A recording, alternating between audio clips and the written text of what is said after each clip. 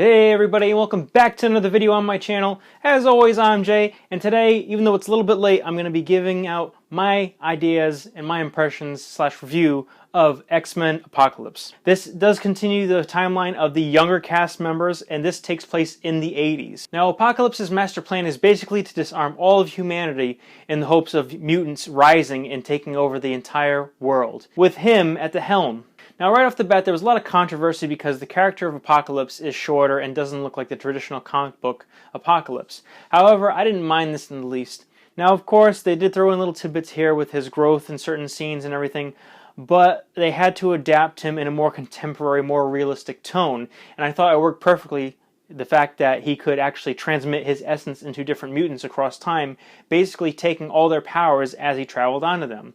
Now, another great aspect of the story was the fact that we had Magneto doing something that we never thought he would have. He actually became a good man. Now, this film taking place 10 years after Days of Future Past, we see him as kind of a changed man. He has a family, he even has a daughter, and then something very bad happens to them, and then the old Magneto that we know and fear, of course, rears his ugly head yet again. Now, there are a couple of points in this film where it might seem a little slow-paced, but I didn't mind it at all. Again, I felt the story was very good. It continues in the great story continuity that we've been seeing in the past few films, and it is definitely one of the top 5 picks of the X-Men franchise. Now, of course, everyone keeps on throwing out the scene with Quicksilver, which was pretty awesome, but also we do get a Weapon X cameo.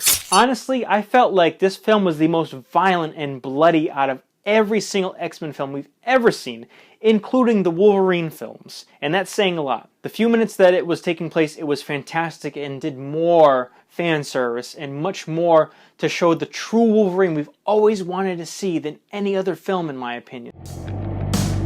Well, you've been busy. We had a little help. I give this film 4 out of 5 stars. It continues the great trajectory that the films have been going on. Now, in the future, I believe that Bryan Singer did say that he wanted to do other films, but if he wanted to keep doing more X-Men films, I wouldn't have a problem with that either. If not, if they can bring it back to Matt Vaughn, who did a fantastic job in X-Men First Class, I would like that very, very much. Going forward, do we need to see all of them in there? I think that if we can keep Fassbender and McAvoy there, that would be very good. As far as Mystique, I feel like she's probably the component out of the main cast that we really don't need anymore. And if they were going to move forward and had to lose her, I don't think that I would be too broken up. Otherwise, I don't really have any complaints with this film. I'm glad that they brought back Nightcrawler. I thought it was awesome how they handled it.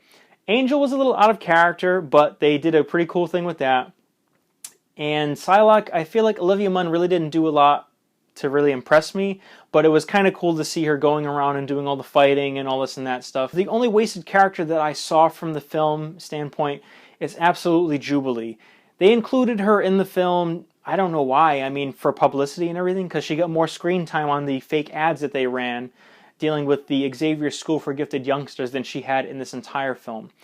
Preferably, if it was me, I would have saved her for the next film, because the next film seems like they're going into the 90s decade. I grew up with the 90s X-Men cartoons, and that roster is always the roster that I go to. And it's kind of a big question here, is who's going to be the biggest villain inside of it? Now, again, if you've watched the film, you know what I'm insinuating here, but some of the different story arcs that X-Men are well known for, especially dealing with some of the main characters, could be one of the best directions it goes into. Or they could do some of the Shi'ar Empire and all that other good stuff. Or they could actually try adding in the Juggernaut. Well, guys, that's all the time that I have for today. Once again, thank you for enjoying another video on my channel. Tune in next time for my next video, whatever it may be. Like, comment, subscribe, leave all feedback below. It's all welcome, even the negative feedback. And until next time, guys, thanks.